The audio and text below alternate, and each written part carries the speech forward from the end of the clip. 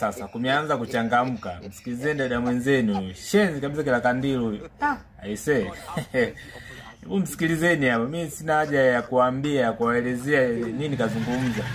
Sikilizeni hapa. Kutana na mtoto wa kike, hana bikra zote mbili, lakini akikaa vijiweni kuwasema wanaume.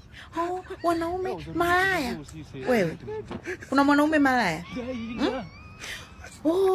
Mwanaume anakufunua tu, hakuoi. Atakuoa nani na huna hata bikra moja? Anakuoa nani? Wanaume wasikizi wanafunua tu wanakuacha. Umejirahisisha. Lakini wanaombaga wenyewe ndo wanapendaga. Kama wanapendaga mbona wakuoi? Ndio wanapendaga. Mbona hajakuoa? Amekufunua amekuacha. Ndio, mbona hajakuoa? Hivi nyinyi mnashindoga kujifikiria mbona wanaume hawaombi ndani? Yaani kwa mke wake wa ndani hamuombi hicho kitu. Anaenda kuomba kwa mchepuko. Fuatilieni hicho kitu. Hawezi ukakuta mume anamuomba mke wa ndani hicho kitu, ila kwa nyinyi mchepuko. Nitakuoa. Ukishampa anakufunua na kuacha. Anachezea ananiacha. Wewe si umekubali? Mwanamke umeshindwa hata kutunza bikra yako moja. Je, utaweza kumtunza mume wako wewe? Utaweza kumlinda mume wako wewe? Endeleeni kuwalaumu wanaume.